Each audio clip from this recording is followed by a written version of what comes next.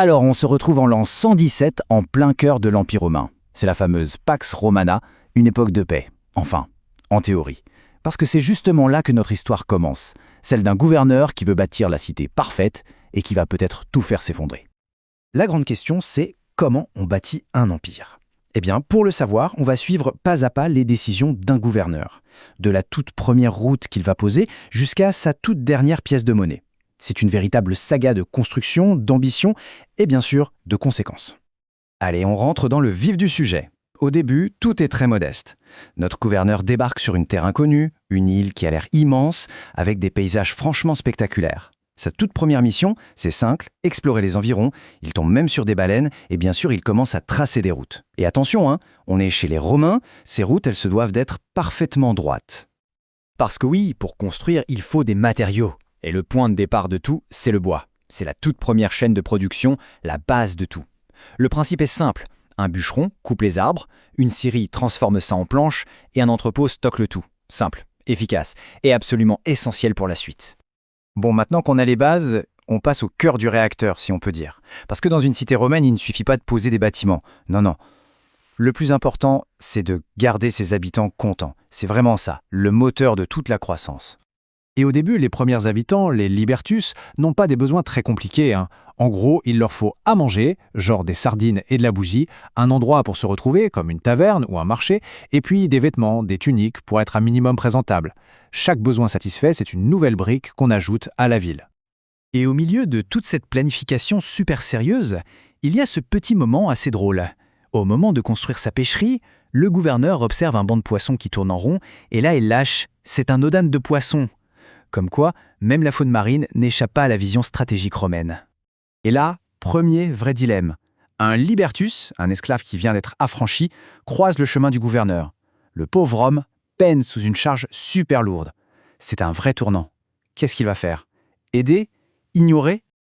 Eh bien la réponse, elle est brutale. Le gouverneur lui confisque tout simplement ses biens, sous prétexte de vouloir le garder motivé.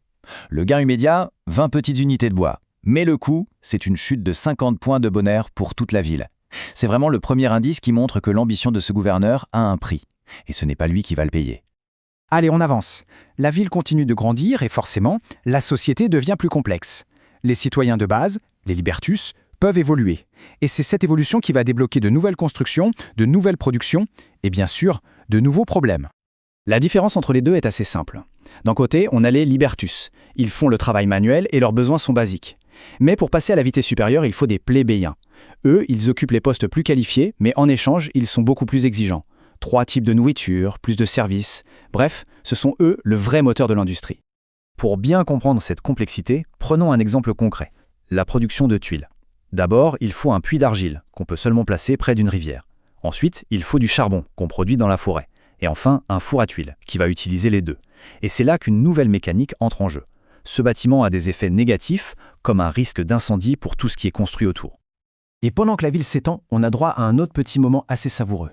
Le gouverneur construit son tout premier pont, et ni une ni deux, il décide de lui donner une note. Le verdict, un petit 5,9 sur 10. Avec ce commentaire génial, le tablier a l'air déjà bien pourri. Un bel exemple d'autocritique dans l'ingénierie romaine, on dirait. Et c'est vraiment là que l'histoire prend un tournant majeur. Le gouverneur rencontre un rival, et d'un coup, ses priorités changent du tout au tout. Fini le développement tranquille de la cité. Maintenant, il n'a plus qu'une seule chose en tête, la puissance militaire.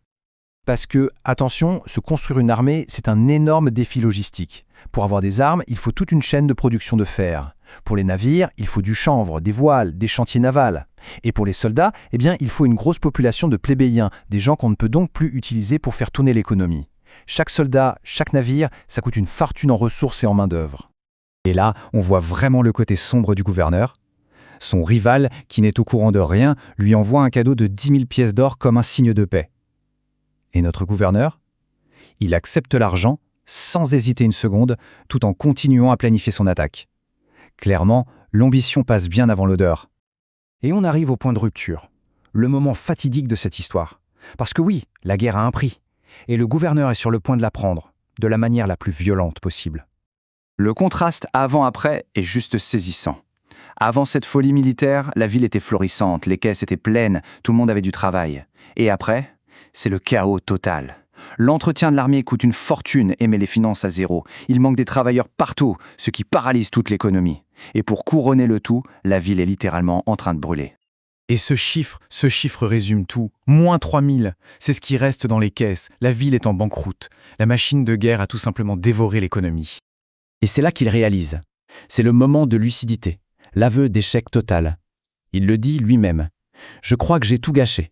J'ai tellement dépensé pour mon armée que ça m'a ruiné. Son ambition l'a mené droit à la catastrophe. Mais juste au moment où l'on pense que c'est la fin, rebondissement. L'empereur en personne intervient.